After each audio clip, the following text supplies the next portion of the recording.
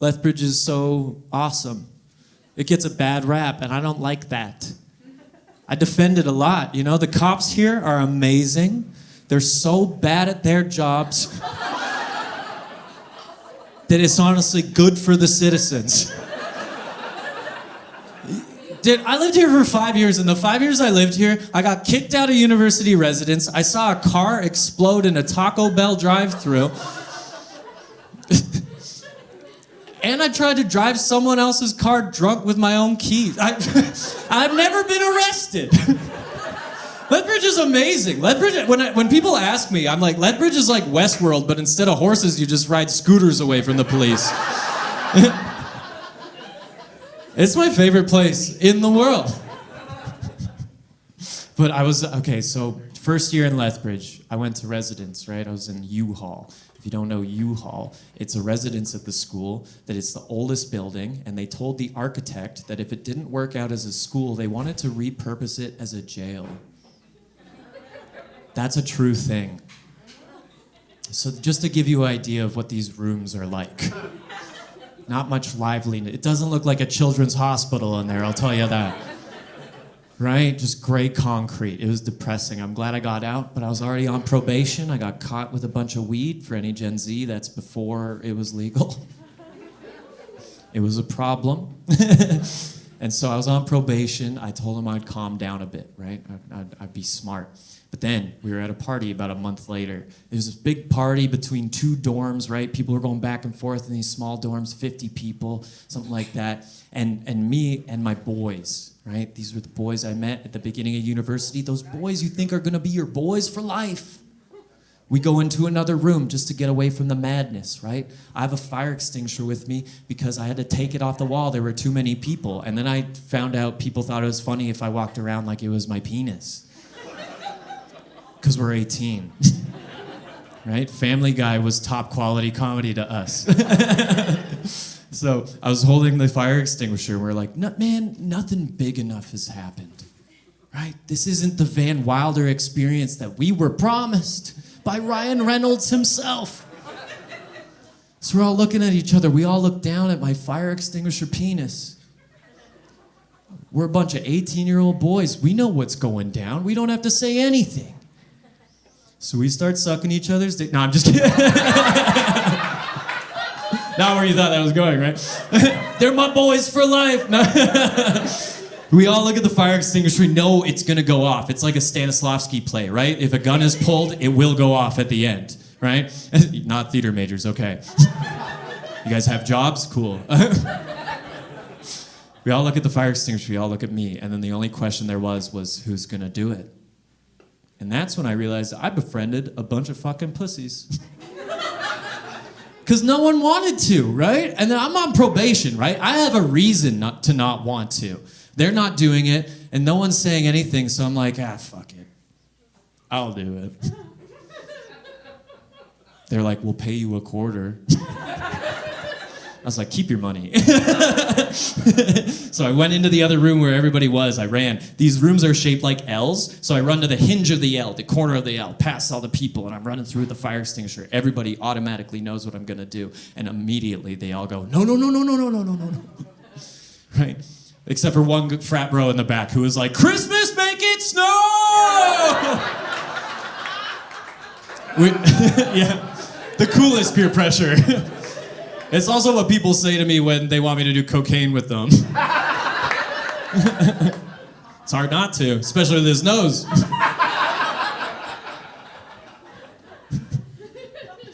So I run to the corner, I'm there, I hold it up, everyone's like, no. And then it turned I don't know if you guys have seen the most underrated Disney film of all time, The Emperor's New Groove. Yeah? Okay, amazing. So, if you don't know the movie, I'm not going to explain it because it still won't make sense.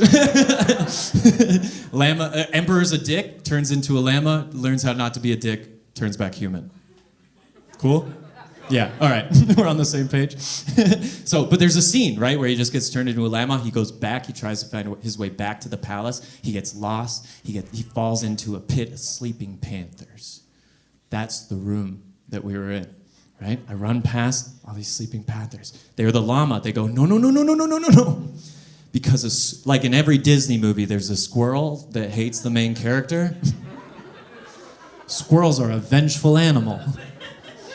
Squirrel pops up. He wants to fuck with the llama. He pulls out a balloon and a quill out of his pocket, because it's a cartoon.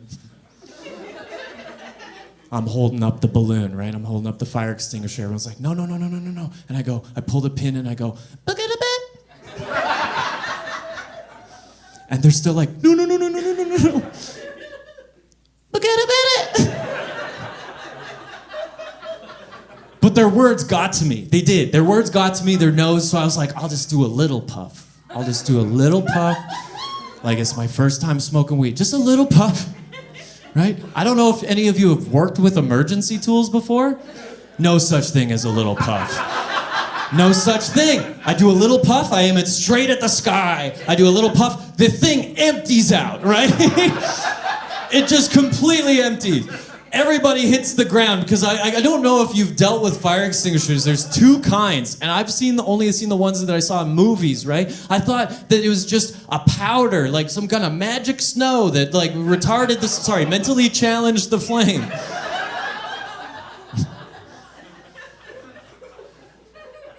But there's another kind, and that's what the university has. And they absorb the oxygen in the fucking air.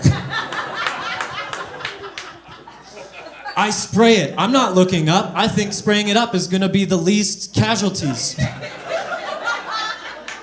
But the fire alarm goes off as soon as I spray it. I could not have aimed better into a particle detector. Couldn't it have just been a smoke detector? Wouldn't that sufficed? Aimed it right there. 500 kids at least have to get evacuated at 10:30 on a Friday night. Right? We're all on the ground trying to breathe like we just got double bounced on a trampoline. Just like, and it's so it was baffling, right? Like I don't know science, so I'm like, there's air around me. Why can't I breathe?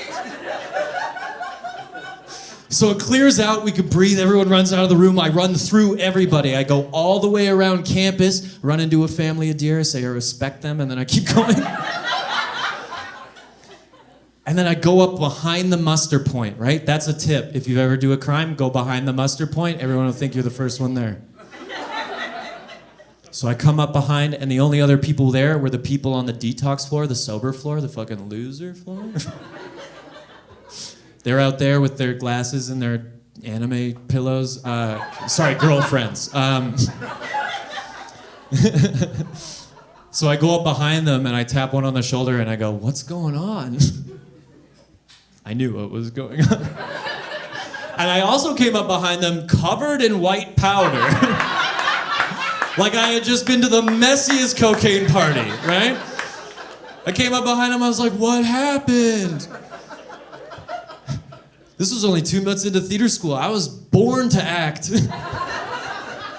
What happened? They're like, I think someone they pulled the fire alarm. And I immediately, I was like, who would do something like that? Let's fucking get on! But you know how when you go to university or college and the first people that you meet, all those people in your first year, you think they're gonna be your friends for life. Right? These are my boys, these are my people, we're gonna be friends for life, lifelong relationships. Turns out, they're just a bunch of fucking snitches that remembered your name is Christmas. So I get tattled on, and I got a call from the housing guy, Steve, which is ironically the same name as my dad. So I walk up, and I had a run-in with Steve with the weed, right? Remember from a month ago? So I knew Steve. We were on a first-name basis. He has his door open. He's doing paperwork. I walk in. I lean on the frame of the door. I knock a little bit like a cool guy. And I go, hey, Steve. And he goes, oh, hey, Connor. Thanks for coming down. And I cut him off, and I go, how long do I got? And he tries to do all the formal stuff. He's like, well, yes, unfortunately, because of and I cut him off again. I was like, how long do I got, Steve? Honestly, this is the most gangster I've ever been in my life. I don't know what came over me. It's that fire extinguisher confidence. So I was like, how long do I got? And then he's like, you have 24 hours to vacate the premises without missing a beat. I said, I won't need it. And I walked out. On my way to my room, I call my friend's older brother I went to high school with. I was like, hey, I need to stay at your guys' place for a while. I crashed on a mattress in their dining room floor for 2 months, paid $100 in rent every month, and then just cleaned. I saved a lot of money, actually. Yeah, residence is expensive. And then I moved it after 2 months. I was like, this is, I'm not gonna be 19 forever. Eventually, girls and guys are gonna care that I'm fucking them on a mattress in the middle of the ground, right? It's not even a bedroom. And so I move in with my buddy Wade, who's right there. He's a drama major. I'm a drama major. This guy he pushes me to audition for things. I get one of the main stage shows at the university my first year. One of the only ones to do so. Keep acting, keep doing well in school, start doing stand-up comedy. And 2 years ago, I was at Just for Laughs in Montreal, doing like the biggest set of my life. So best mistake ever. Thank you, Wade. I love you, buddy. Christmas, make it snow! That's not even like all the drunk stories I have in Lethbridge. There's so many, man. At Last Class Bash that same year, I blacked out at 11 a.m. at Last Class Bash, right? In the line. Yeah, I was drinking Alberta Premium on half a Costco muffin. Right? Yeah, that's fucking Alberta! Yeah, I black out in the line, right?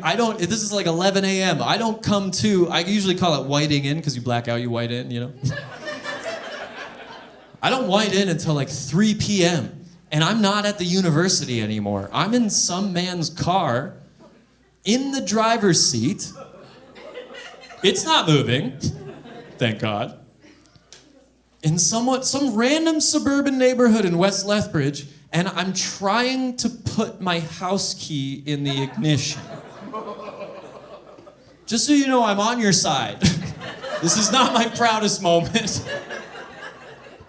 And immediately as I could have been doing this for 20 minutes before I came to and realized, and immediately as soon as I remember seeing things again, my eyes turned on.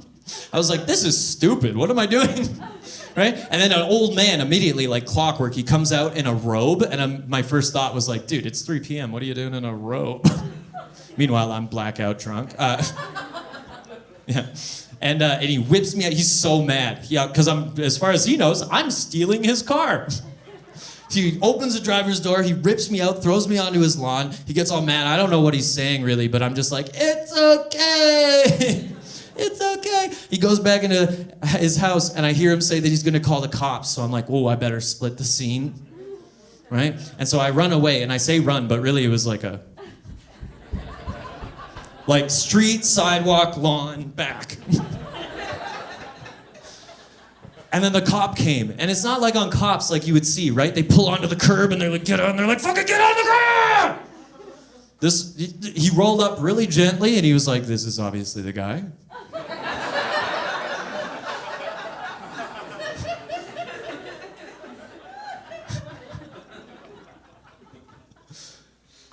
And I feel like drunk people, usually when they see cops and they know they're gonna get arrested, they'd run, right? They'd avoid the police. But I saw him pull up, he got out of his car, I dropped to my knees, I said, thank God you're here. I just wanna go home. Which is why I was trying to drive that guy's car home. I just wanted to go home, I had enough. So he is leading me over his cop car and arresting me, and I go into the back seat, and I'm like, can you just please take me home? And he's like, okay, finally, he's like, where is your home? I was like, hey, give me your ID, because I was really drunk, I couldn't really talk. He's like, give me your ID. I gave him my ID. It still said my Calgary address for my parents, right? And he's like, I'm not fucking driving you to Calgary, dude. And I'm like, no. And I say my right address. He drops me off. I pass out eating macaroni cheese watching Futurama, as you do. And then I get a call from my friends who ditched me or I ditched them. I don't know what happened. I get a call from my friends that I started the day with, and they're like, hey man, what happened? Where did you go? And I was like, home. And he's like, I lived right next to one of the clubs in Lethbridge, and they're like, hey man, we're gonna go to the club. We're gonna come over there. Can we pregame? We're gonna get a cab. And I was like, yeah, you can come over here and pregame, but do not get a cab. I know a way you can get here for free. Click. Thank you. Yeah, that Lethbridge law enforcement.